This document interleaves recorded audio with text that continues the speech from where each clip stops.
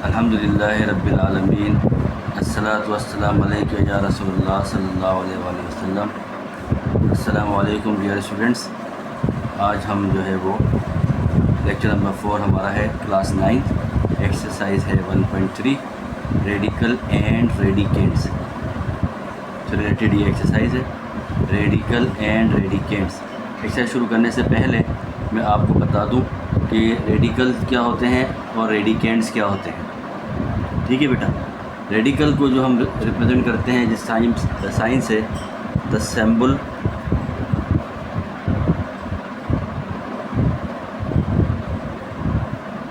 ये वो सिंबल है जिससे आप रेडिकल को रिप्रेजेंट करते हैं। द सिंबल, ये सिंबल है, इज़ कॉल्ड रेडिकल साइन। ठीक है, इस साइन से हम रेडिकल को रिप्रेजेंट करते हैं। क्लियर है? अब याद रहे कि रेडिकल होता क्या है। फॉर एग्ज़ाम्पल आपके पास है एक्स स्क्वायर। ठीक है जी, ये क्या है आपके पास? X square. अगर मैं कहूँ कि एक्स स्क्वायर जो है ये बराबर है ए के, एक्स स्क्वायर बराबर है ए के, तो एक्स किसके बराबर होगा? तो आप लिखेंगे x इज़ इक्वल टू ए, और ये जो स्क्वायर है ये बन जाएगा 1/2 पावर में। x is equal to a power 1/2, और ये हो जाएगा x is equal to radical a। इसका मतलब क्या हुआ कि किसी भी टर्म के ऊपर अगर पावर 1/2 आ जाए तो वो रिप्रेजेंट करेगा रेडिकल को या स्क्वायर रूट को, रेडिकल को या स्क्वायर रूट को। तो हम कहेंगे x is equal to radical a means square root of a। x is equal to radical a means square root of a। x equal to square root of a।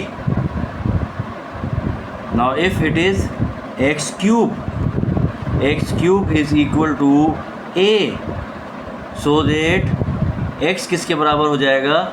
अब ये हो जाएगा a power 1/3 के। a power 1/3 means x is equal to cube root of x, cube root of a। x is equal to cube root of a। तो मैं दोबारा लिखता हूँ, फिर देखें, x is equal to cube root of a,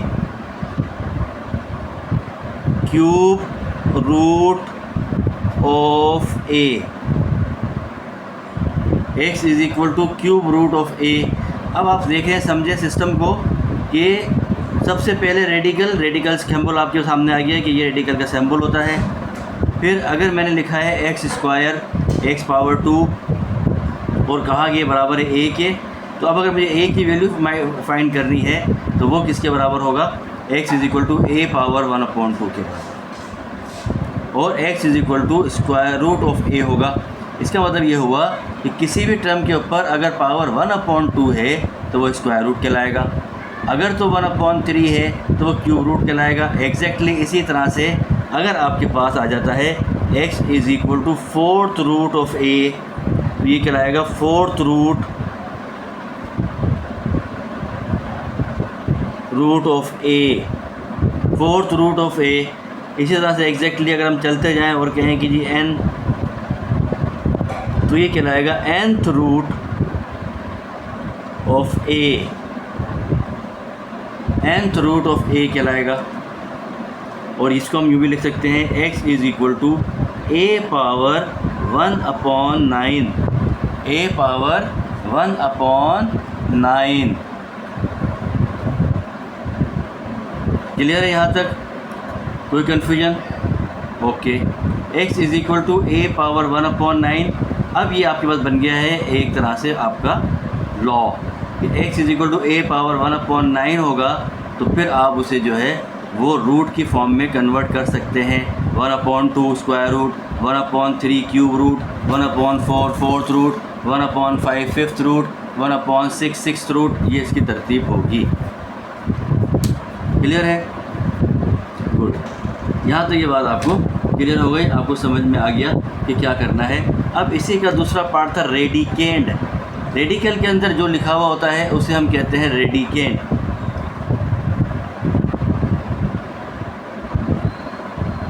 radicand क्या होता है? रेडिकेंड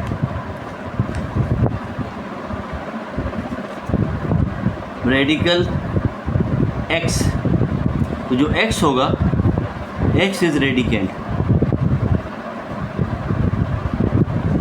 अगर आपके पास लिखा हुआ है रेडिकल 3 इज रेडिकेंड, इसका मतलब क्या हुआ कि जो कुछ रेडिकल के अंदर है वो आपका कहलाएगा रेडिकेंड।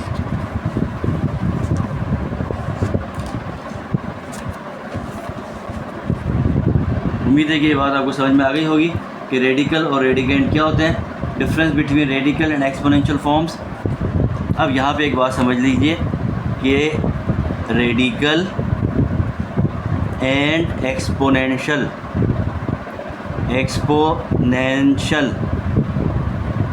रेडिकल डेफिनेटली आपको पता है, इसका मतलब होगा ये रेडिकल ए।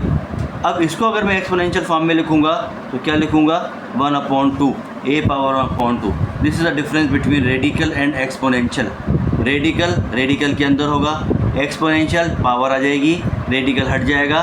अगर मैंने यहाँ लिखा है क्यूब रूट ऑफ x तो ये बन जाएगा x power 1/3, it is called exponential. अगर मैंने लिखा है fourth root of x square, ये बन जाएगा x स्क्वायर होल पावर 1/4। उम्मीद है कि ये बात आपको समझ में आ गई होगी।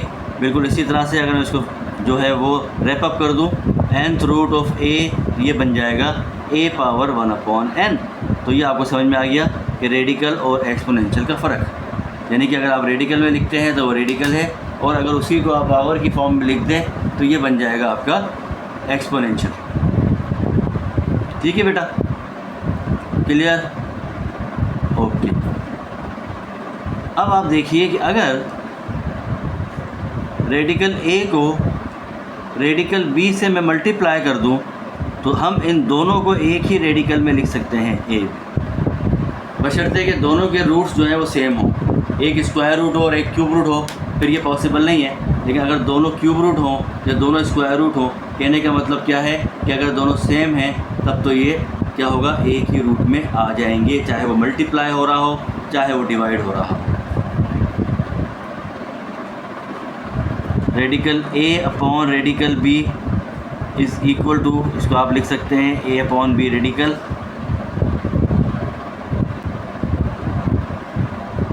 Radical a multiply radical a is equal to radical a square, और ये बराबर हो जाएगा a की। बिकॉज हम जानते हैं कि जब मैं इसको एक्सपोनेंशियल फॉर्म में लाऊंगा तो इसकी फॉर्म होगी ये, और ये बन जाएगा a2 मल्टीप्लाई 1/2, और आपके पास फाइनल आंसर होगा a। अगर आपके पास है a अपॉन रेडिकल है, रेडिकल a नीचे है, तो ये बराबर हो जाता है रेडिकल a के। अगर आपके पास दोनों रेडिकल में हैं, ऊपर भी और डिनोमिनेटर में भी, यानी कि न्यूमरेटर और डिनोमिनेटर में, तो ये 1 के बराबर हो जाए।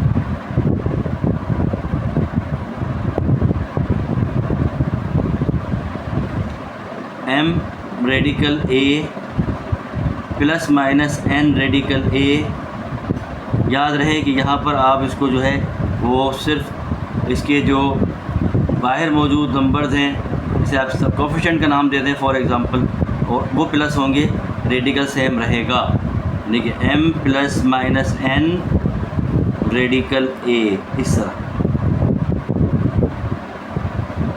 उम्मीद है कि ये बात आपको समझ में आ गई होगी।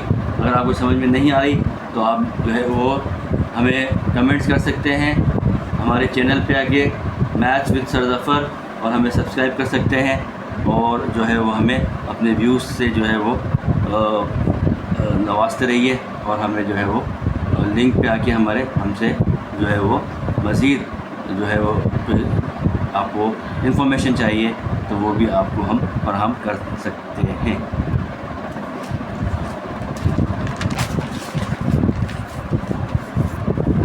अब यहाँ पर देखिए कि अगर आपके पास है nth root of a into nth root of b, अभी मैंने बताया कि दोनों का सेम होना चाहिए, इसलिए मैंने इसको फाइनल कर दिया है। इसको हम लिख सकते हैं nth root of a into b। ठीक है, बात समझ में आ गई।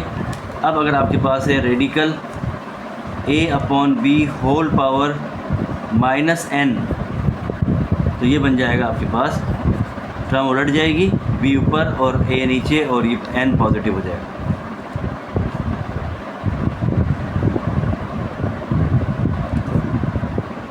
ठीक है बेटा, उम्मीद है कि आपकी बात समझ में आ गई होगी।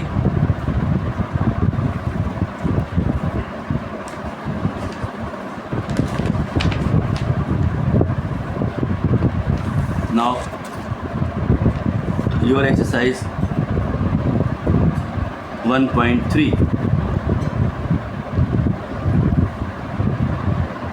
exercise 1.3,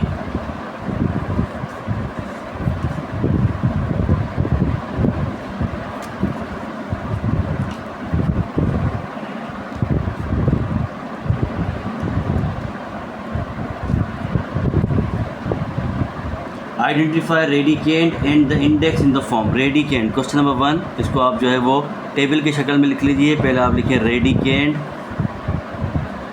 और फिर लिखें आप इंडेक्स, या इंडेक्स पहले लिख लें रेडिकेंट बाद में लिख लें, इससे कोई फ़र्क नहीं पड़ता। और पहला जो है आपका क्वेश्चन है cube root of 5, cube root of 5। याद रहे कि ये जो आपको रेडिकल नज़र आ रहा है, तो रेडिकल जो बना हुआ है ये 3 उसके अंदर होना चाहिए। अगर उससे बाहर है तो फिर ये रेडिकल को रिप्रेजेंट नहीं कर रहा, बल्कि ये मल्टीप्लाई कर रहा है। तो ये है क्यूब रूट ऑफ 5। इंडेक्स जो होता है वो जो बाहर जैसे 3 लिखा हुआ है, इट इज़ इंडेक्स। रेडिकेंट में बता चुका हूँ आपको कि जो रेडिकल के अंदर होगा वो इंडेक्स होगा। तो क्यूब रूट ऑफ 5 में रेडिकेंट जो है वो 5 है और इंडेक्स जो है वो 3 है।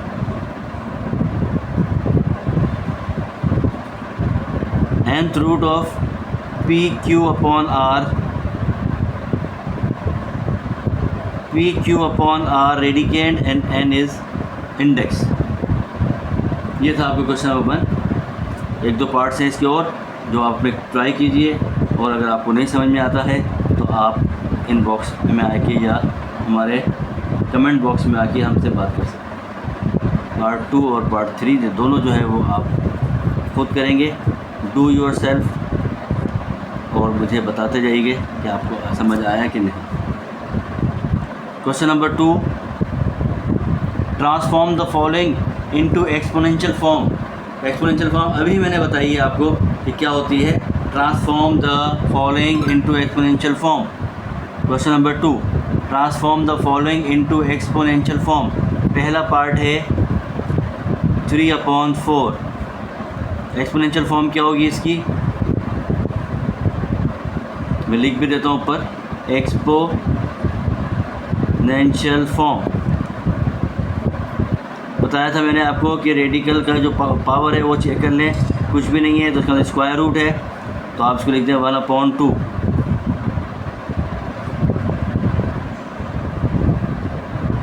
x/y होल पावर 5, रेडिकल कुछ भी नहीं है, इसका मतलब स्क्वायर रूट है, ये हो जाएगा x/5 होल पावर 5, और बाहर आ जाएगा जो स्क्वायर रूट है उसका 1/2।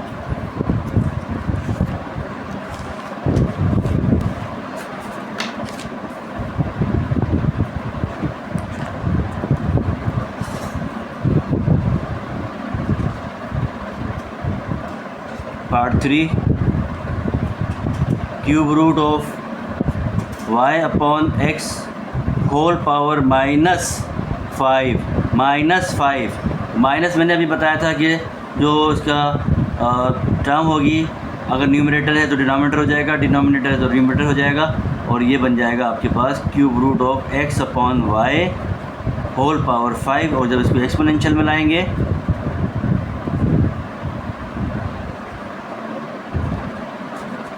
तो क्या करेंगे हम, x/y होल पावर 5 और बाहर है क्यूब रूट, तो ये बन जाएगा 1/3।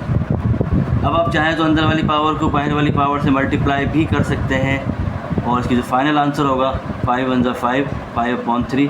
याद रहे कि अगर सिर्फ 5 लिखा हुआ है तो अक्सर बच्चे मिस्टेक कर देते हैं कि 5 को 1 से भी मल्टीप्लाई कर देते हैं और 5 को 3 से भी, जबकि ऐसा नहीं है। आपने देखा कि मैंने ये फ़ौरन अपॉन 1 किया इसको, तो 5 1 से मल्टीप्लाई होगा, 1 3 से मल्टीप्लाई हो जाएगा। जब मैं आपको नेचुरल नंबर्स और रेशनल नंबर बता रहा था तो मैंने आपसे कहा था कि हर नेचुरल नंबर रेशनल नंबर होता है क्योंकि उसके नीचे एक 1 मौजूद होता है। अभी आपको याद रहेगा कि न्यूमरेटर 1, यहाँ पे 5 है और यहाँ पे 1 है। 5 मल्टीप्लाई 1, 1 मल्टीप्लाई 3, तो आंसर क्या होगा 5/3। 5 को आप 1 से और 5 को आप 3 से मल्टीप्लाई नहीं कर सकते। Fourth part, cube root of YZ whole power 7, इसकी एक्सपोनेंशियल फॉर्म बन जाएगी YZ whole power 7 whole power 1/3। और बिल्कुल इसी तरह से आप जैसे मैंने ऊपर किया है YZ 7/3। इसके बाकी जो पार्ट्स हैं वो आप खुद ट्राई कीजिएगा और मुझे बताइएगा कि जो है वो आपसे हुए कि नहीं। फिर मेरे कमेंट बॉक्स में आके अगर नहीं समझ में आए तो मैं इसको आपको दोबारा से सॉल्व करवा दूँ। Question number 3, transform the following into radical forms. अब जो काम हमने ऊपर किया है अब हमें एक्सपोनेंशियल मिल रहा है और हम जो है उसको रेडिकल फॉर्म में ला रहे हैं। ये आपको मिल गया एक्सपोनेंशियल फॉर्म और इसकी रेडिकल फॉर्म क्या होगी 1/7 है तो simple 7th root of 5, 7th root of 5 cube. AB whole power -2 and whole power 1/3, 1/3 simple आपने लिखना है इसको cube root of AB whole power -2। Number 3, 5/7 cube and whole power 5/7। अब आप देखिए 5/7 आई, ठीक है। अब आप दो तरीके कर सकते हैं। आप चाहें तो जैसे मैंने ऊपर बताया कि ये 1 लगाइए, इसको मल्टीप्लाई कीजिए तो आपके पास आ जाएगा 5/7, 5 3 15/7, ठीक हो गया। और मैं आपसे कहता रहा हूँ पहले ही कि आपने नीचे फोकस करना है, डिनोमिनेटर में 7 है और ये बनेगा 7th रूट ऑफ 5/7 और जो ऊपर वाला है वो एज इट इज़ मौजूद रहेगा 50। तो ये तरीका होगा आपको एक्सपोनेंशियल से रेडिकल फॉर्म में आने के लिए और रेडिकल से एक्सपोनेंशियल फॉर्म आने के लिए। ये थी आपकी एक्सरसाइज 1.3। इसको आप समझ लीजिए, देख लीजिए और ज़रूर कमेंट्स हमें कीजिए कि आपको समझ आ रहा है कि नहीं। और इसके लिए आप हमारे चैनल को math with sir Zafar Yusuf को ज्वाइन कीजिए, सब्सक्राइब कीजिए और जो है अपने नोट्स भी साथ साथ बनाते रहिए। Thank you very much. अल्लाह हाफ़िज़।